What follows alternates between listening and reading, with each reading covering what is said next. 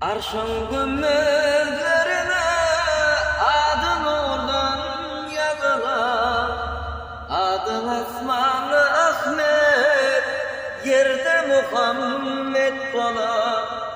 Yedi katlı göklerde hak celalını gören, oval ahir yolcusu ya Hazreti Muhammed.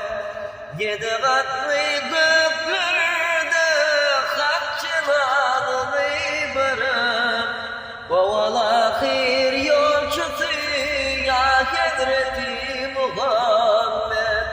Güneşler ol gecenin nuruna derdedinle, yıllar çal içinde elimi tecdidinle.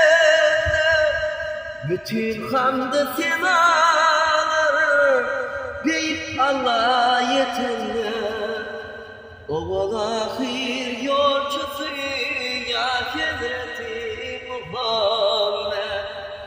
Bütün hamd-ı senalar bir Allah'a yetinler, oval ahir yolcusu ya Hazreti Muhammed.